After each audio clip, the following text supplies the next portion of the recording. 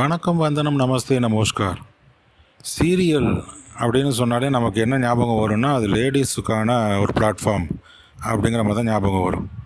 ஆனால் அப்படிலாம் இல்லைங்க. இப்போ எல்லாருமே சீரியல் பார்க்குறாங்க.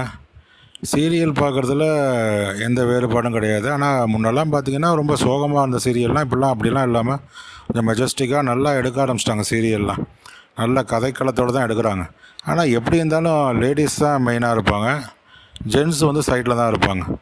அப்படி தான் கதைக்களம் அமைப்பாங்க. ஏன்னா லேடிஸ் தான் பெரும்பாலும் சீரியல்ஸ் பார்க்குறாங்க அப்படிங்கிற ஒரு எண்ணம் ஓட்டம் இருக்கிற மாதிரி.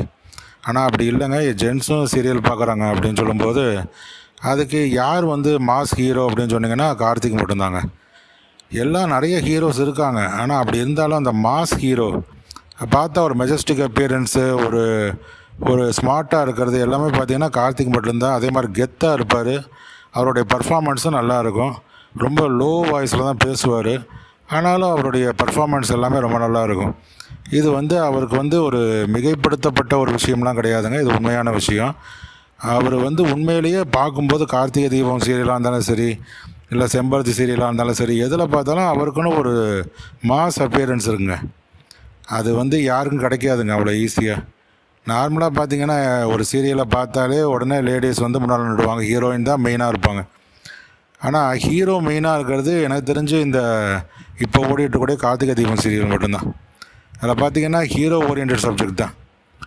என்ன தான் வந்து நிறையா கேரக்டர்ஸை வச்சுருந்தா கூட அதில் கார்த்திக் தான் மெயின். அவருக்காக தான் அந்த சீரியலே ஓடிக்கிட்டு இருக்கு அப்படின்னு சொல்லலாம். அதுதாங்க ரொம்ப முக்கியமான விஷயம். அதனால் லேடிஸு இருக்கிறது தப்பு கிடையாது. இருந்தாலும் ஒரு ஹீரோவை பார்த்தா ஒரு ஹீரோ அப்படின்னு சொல்லணும்னா அது கார்த்திக் மட்டும்தாங்க. நம்ம நிறைய பேரை பார்த்துட்ருக்கோம். நிறைய சீரியல்ஸில் நல்லா தான் இருக்காங்க, ஒன்றும் தப்புன்னெலாம் சொல்ல வரல. ஆனாலும் ஒரு அந்த ஹீரோ அப்படிங்கிற ஒரு அப்பியரன்ஸு தனியாக இருக்குங்க. அது வந்து நம்மளுக்கு ஃபுல்ஃபில் பண்ணுறது கார்த்திக் மட்டும்தாங்க.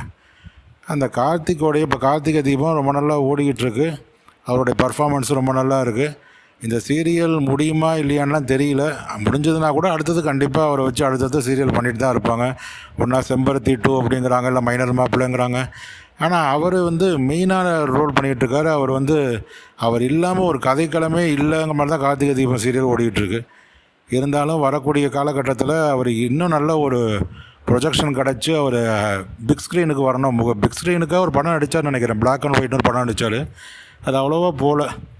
இருந்தாலும் அவருக்குன்னு அந்த கதைக்களம் ரொம்ப நல்லா இருந்தது அப்படின்னு சொன்னால் அந்த கதைக்களத்தோடு அவர் போகும்போது மிகப்பெரிய வெற்றி அடையலாம் அப்படிங்கிறது தான் அதில் உண்மையான விஷயம். நன்றி, வணக்கம்.